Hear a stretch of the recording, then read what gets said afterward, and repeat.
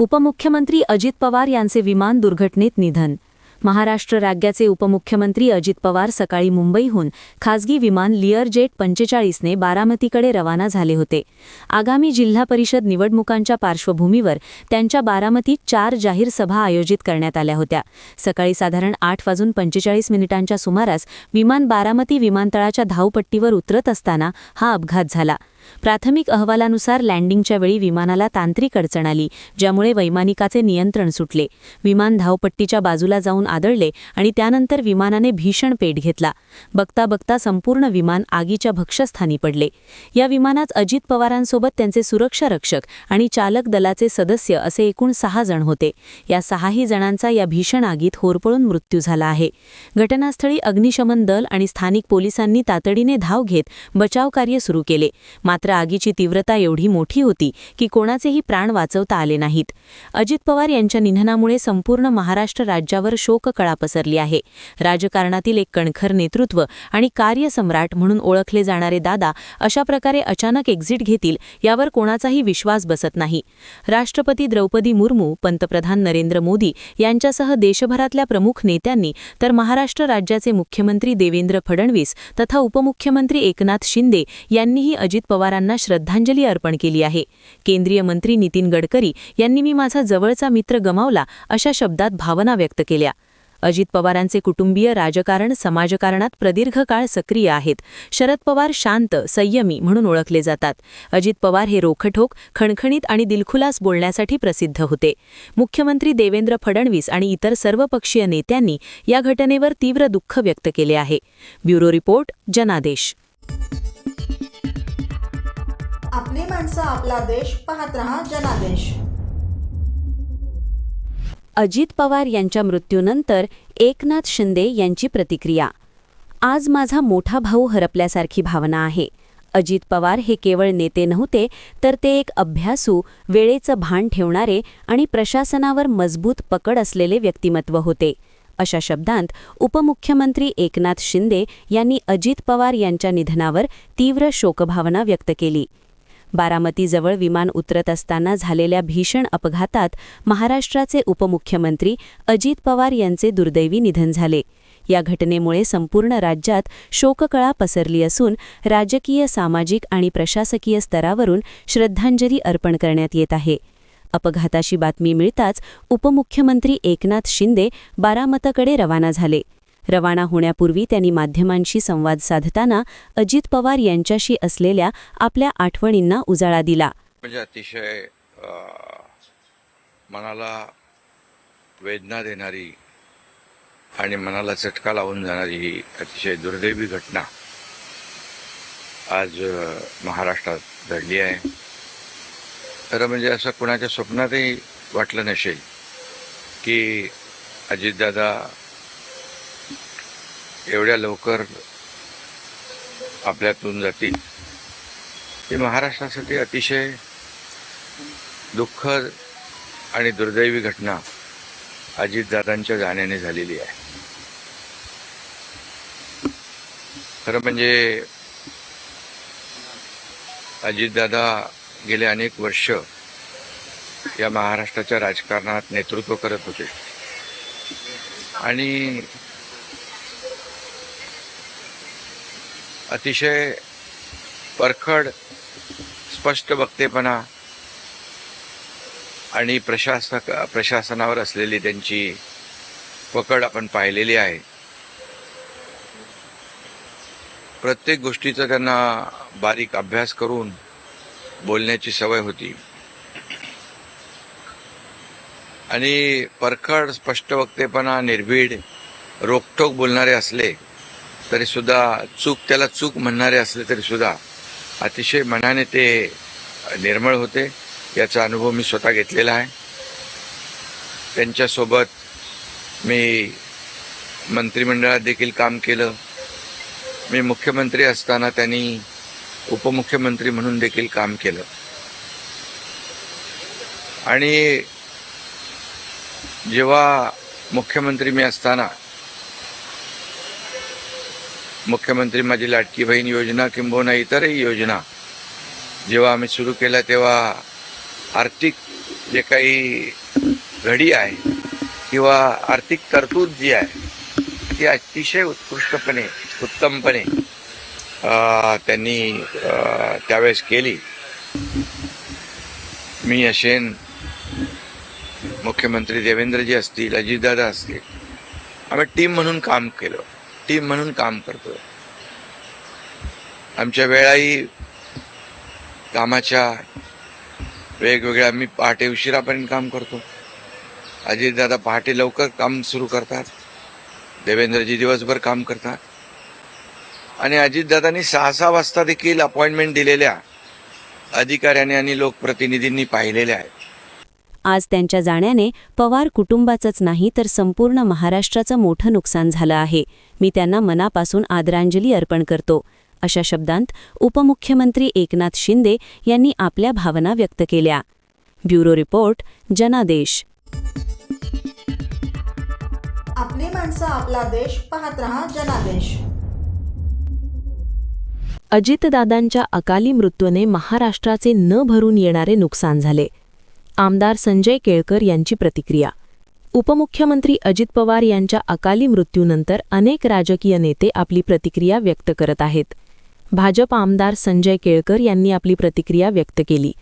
यावेळी आमदार संजय केळकर म्हणाले, महाराष्ट्र राज्याचे उपमुख्यमंत्री अजितदादा पवार यांचे असे अपघाती निधन होणे हे धक्कादायक आणि वेदनादायी आहे. महाराष्ट्राबरोबरच महाराष्ट्रातील राजकारणातलं कधीही न भरून येणारे नुकसान झालं आहे. प्रशासनाकडून काम कसं करून घ्यायचं याची शैली अजितदादांकडे होती. एक मजबूत पकड, जरब असा दरारा दादांचा प्रशासनावर होता. काम होणार असेल तर हो म्हणायचं, नसेल होत तर नाही हे स्पष्ट होते. कामाच्या बाबतीत शिस्तप्रिय होते.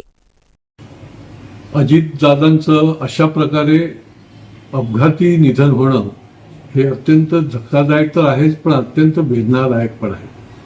महाराष्ट्राचं फार फार मोठं नुकसान ज्यामुळे झालेलं, एक मोठी पोकळी या ठिकाणी निर्माण झाली. अजितदादा हे अत्यंत कर्तृत्ववान आणि उत्तम अशा प्रकारचं शासक, कशा पद्धतीने प्रशासनावर त्यांच्याकडनं काम करून घेणं याची उत्तम शैली अजितदादांकडे होती.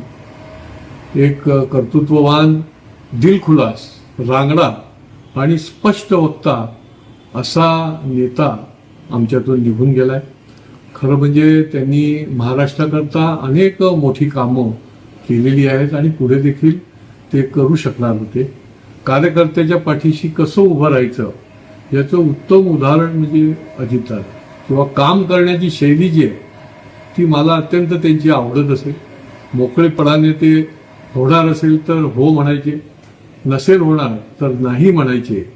असं एक दुर्मिळ राजकारणातलं उमदं असं नेतृत्व आज आपल्यामधनं गेलंय. आणि हे केवळ महाराष्ट्रातलं फार मोठं ही दुःखद घटना आहे. मी माझ्यातर्फे, माझ्या परिवारातर्फे आणि भारतीय जनता पार्टीतर्फे त्यांना विनम्र अशी आदरांजली पण अर्पण करतो. आणि त्यांचं तसं, मी वरच्या सभागृहात होतो त्यावेळेला ती अजितदादा सत्तेवर होते, उपमुख्यमंत्री होते, निरनिराळी मंत्रिपदं त्यांच्याकडे होती, किंवा नंतरच्या काळामध्ये देखील अजितदादा शासक म्हणून समोर येत होते. आणि माझा अनुभव असा आहे की एका मिनिटात ते कागद वाचू शकत होते आणि ताबडतोब त्याच्यावर निर्णय देत होते. मला एक चांगला, जो महाराष्ट्राच्या हिताचा आणि विशेष करून हाऊसिंग सोसायट्यांमध्ये राहणाऱ्या लोकांच्या करता हिताचा असा निर्णय अजितदादांनी घेतला की ज्याचा पाठपुरावा किंवा ज्याची मागणी जी आहे ती मी त्यावेळेला सुरुवातीला केली होती की हाऊसिंग सोसायट्यांमध्ये देखील त्या ठिकाणी आमदार निधीचा वापर करायला परवानगी मिळावी, अशा पद्धतीची ती मागणी होती. अजितदादांनी त्याचा सांगोपांग विचार केला. मला त्यांनी सांगितलं की 6 महिन्यामध्ये मी फीडबॅक घेईन आणि त्याच्यानंतर याच्यावरचा पॉझिटिव्ह असा निर्णय आपण तयार करू, कारण की आपण जे सांगताय ते त्याच्यामध्ये तथ्य आहे. आणि खरोखर त्यांनी हा निर्णय केला आणि GR काढला की आमदार निधी हा सोसायटीच्या आवारात देखील काही विशिष्ट सर्वांच्या हिताच्या करता लागणाऱ्या गोष्टींकरता तुम्हाला करता येईल. आणि त्याच्यामुळे ज्याला म्हणता येईल की एखादी गोष्ट पटली तर तत्परतेने कशी करायची याची एक उत्तम अशा प्रकारची हातोटी आणि कोण कुठल्या पक्षाचा आहे हे न बघता अजितदादा अनेक वेळेला अशा प्रकारचं काम करताना दिसत होते आणि त्यामुळे सगळ्याच आमदारांना हवेहवेसे असत. अनेक कार्यकर्त्यांना ते हवेहवेसे वाटत होते. स्वतःच्या पक्षाचे किंवा दुसऱ्या पक्षाचे देखील कार्यकर्त्यांना एक अजितदादांच्या बद्दल एक हक्क वाटत होता आणि हक्काने अजितदादांकडे जर योग्य काम असेल तर ते केलं की होतं असा विश्वास वाटायचा आणि त्याच्यामुळे त्यांचं काम करण्याची शैली जी आहे ती अनेक वेळेला मला अनुभवायला मिळाली. अजितदादांचा अकाली मृत्यू महाराष्ट्राला चटका लावणारा आहे. मी माझ्या परिवारातर्फे भारतीय जनता पार्टीतर्फे अजितदादांना भावपूर्ण श्रद्धांजली वाहतो, अशी प्रतिक्रिया भाजपा आमदार संजय केळकर यांनी दिली. ब्युरो रिपोर्ट, जनादेश. आपली माणसं, आपला देश. पाहत रहा जनादेश. सर्व नागरिकांना आवाहन करण्यात येत आहे की सध्या डासांमार्फत पसरणाऱ्या डेंग्यू या आजाराचा प्रसार रोखण्यासाठी प्रत्येकाने पुढीलप्रमाणे कार्यवाही करावी. डेंग्यू आजार एडिस इजिप्ती हा डास चावल्याने होतो. या डासांची पैदास साचलेल्या किंवा साचवलेल्या स्वच्छ पाण्यामध्ये होते. 8 दिवसांपेक्षा जास्त दिवस पाणी उघडे व साचून राहिल्यास त्यात डास अंडी घालतात. अंड्यांच्या अळ्या तयार होऊन पुढे डास तयार होतात. यासाठी आपल्या घरातील पाणीसाठे उदाहरणार्थ बॅरल्स, पिंपे, टाक्या, हौद, रांजणे इत्यादी दर आठवड्याला रिकामे करून घासून पुसून कोरडे करून पुन्हा भरावे. 1 दिवस कोरडा दिवस म्हणून पाळावा. पाणी साठ्यांना घट्ट झाकणे बसवावीत किंवा जुनी साडी, चादर, धोतर यांनी बांधून झाकून ठेवावीत, म्हणजे डास त्यात जाऊन अंडी घालणार नाहीत. घराच्या गच्चीवर, आजूबाजूला, अंगणात कोठेही पाणी साचू देऊ नये. भंगार सामान उघड्यावर टाकू नये. उदाहरणार्थ टायर्स, प्लास्टिक सामान, कुंड्या, टाकाऊ वस्तू इत्यादी. अशा सामानात पावसाचे पाणी साठून त्यात डेंग्यूच्या डासांची पैदास होते. घरातील कूलर्स, फ्रीजच्या पाठीमागील ट्रे हे देखील वेळोवेळी कोरडे करावेत. लक्षात ठेवा, नुसत्या फवारणीने डास घनता कमी होत नाही, तर त्यासाठी डास पैदास ठिकाणे नष्ट करणे ही आपल्या सर्वांची जबाबदारी आहे.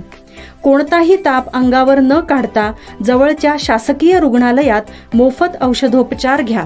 अशा प्रकारे नागरिकांनी सहकार्य केल्यास डेंग्यूचा प्रसार रोखणे सहज शक्य आहे.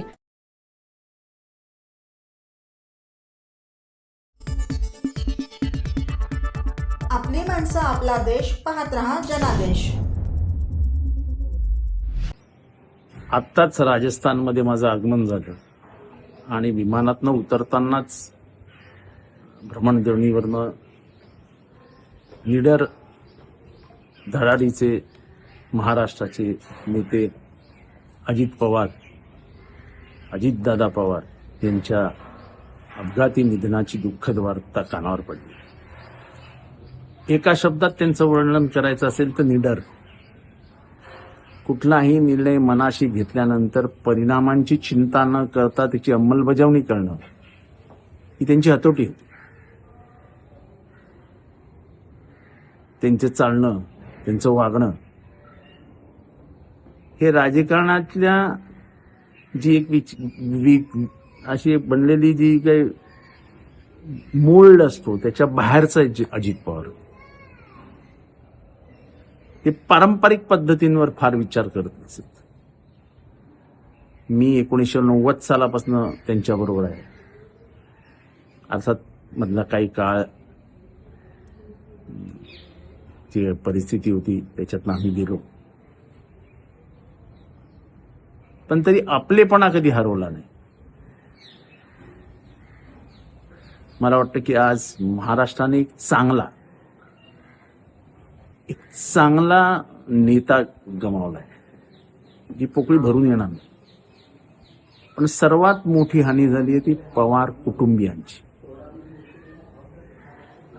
पवार कुटुंबियांचा वारसा खऱ्या अर्थाने पुढे घेऊन जाण्याची ताकद असलेला माणूस अजित पवार. नेमके तेच केले. ही हानी पण भरून निघू शकत नाही. या दुःखद प्रसंगी पवार कुटुंबियांना हे दुःख सहन करण्याची ताकद मिळवून याच्यापेक्षा आपण काय बोलू शकतो.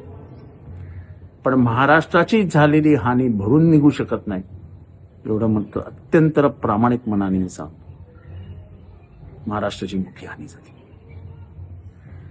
देव या मृतात्म्यास शांती देऊ एवढीच प्रार्थना. आपली माणसं आपला देश पाहत रहा जनादेश. अजितदादांच्या निधनाची बातमी कळाली. अतिशय दुःख देणारी आणि अतिशय वेदनादायक ही बातमी आहे. गावकरे साहेबांचं, अजितदादांचं, आराराबांचं एक वेगळं ऋणानुबंध होतं. गावकरे साहेबांच्या निधनानंतरही खरं तर नेहमीच अजितदादांचं आणि त्यांच्या कुटुंबियांचं प्रेम आशीर्वाद हे आम्हाला गावकरी कुटुंबियांना नेहमीच भेटत राहिलं. अजितदादांच्या माध्यमाने एक शिस्तीचा कार्यकर्ता कसा असावा, सामाजिक काम करत असताना, आपल्याला लोकांच्या हिताचे काम करत असताना वेळेचं भान आणि शिस्तचं पालन कसं करावं हे नेहमीच त्यांच्याकडनं शिकायला भेटत होतं. अजितदादांच्या निधनाने महाराष्ट्राचं एक फार मोठं नुकसान, न भरून निघणारं नुकसान हे झालेलं आहे.